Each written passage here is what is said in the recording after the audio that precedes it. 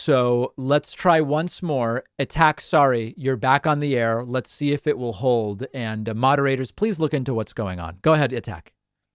Yeah, it's totally fine. Technical issues happen, right? Yes. Anyway, so basically, my issue is it seems to me that a lot of, especially very progressive and very conservative American media, when it comes to foreign policy analysis, seem to fall over themselves trying to justify the actions of other authoritarian states. So I mean, you've had, for instance, Tucker Carlson, making his insane positions about Russia that actually they're the good guys in the Ukraine conflict.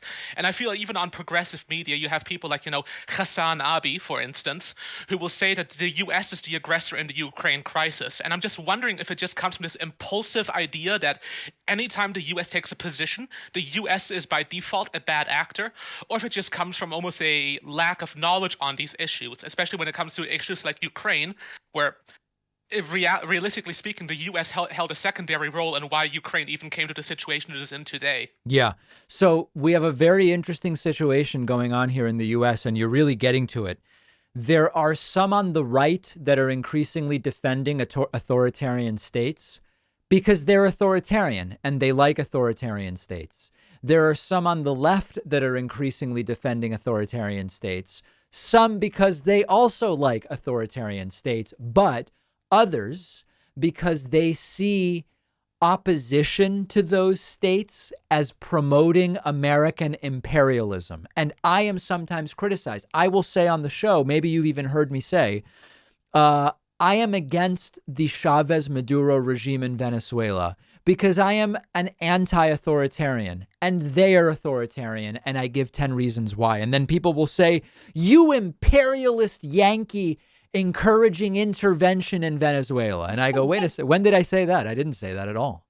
And so being against authoritarian regimes that are putatively left is used as a proxy to call you an imperialist. So we're seeing it from both sides for slightly different reasons. Yeah, I agree. And it seems really weird to me that you will see some people in progressive circles, justify the actions of an incredibly right-wing, almost fascistic state like Russia, which, Yes, has engaged in incredible oppression of homosexual people, even minorities. absolutely. And on the right, it makes very little sense to me because at the same time, the very anti-Muslim right seems to fall over their heels to praise Putin when, for instance, Putin has a literal Islamist dictatorship in the southern part of Russia, in Chechnya, led by a literal Islamist who puts gay people in concentration camps. Absolutely. So, and one of the catchphrases you have to watch out for is if you levy a critique on China with the Uyghurs, Venezuela, Russia, whatever. And then the reaction you get is the U.S. also does that stuff.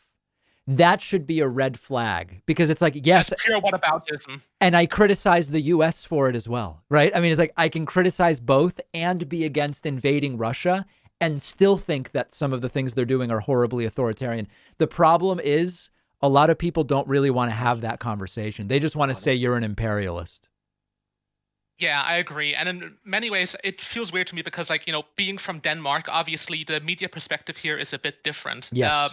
It seems to me that there is a general consensus among left-wing and right-wing media in Denmark, even among the more, socialistic and also more national conservative elements, that Yes. Russia is indeed acting completely out of turn in the Ukraine crisis. Right.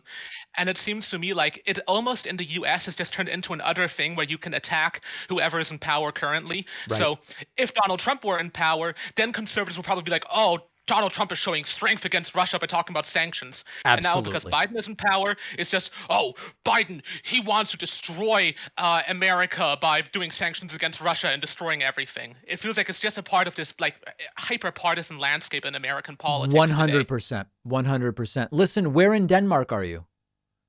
I'm in Aarhus. Oh, okay. I'm familiar with that. That's a beautiful, it's like a small city, right? Yeah, so Aarhus is actually the second largest city in Denmark, but that doesn't say a lot because Denmark isn't exactly a very populous country. But Yes. yeah, I study here. I'm actually originally from northern Germany. There's a Danish minority in northern Germany that I'm from, and Okay. so I moved to Denmark in 2017 to study, and I'm doing my master's degree currently in European studies. So obviously, Got it. European politics is very interesting to me. Got it. Well, listen, one of the places I've enjoyed the most in the world is Denmark. What's the name of these like open-faced sandwiches that are so popular?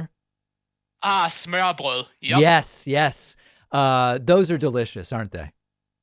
Yeah, the funny thing is, so my mom is actually American and she cannot pronounce that at all. Yeah, I'm It's not like when even I tell trying. her, I don't think there's even a possibility I could pronounce it.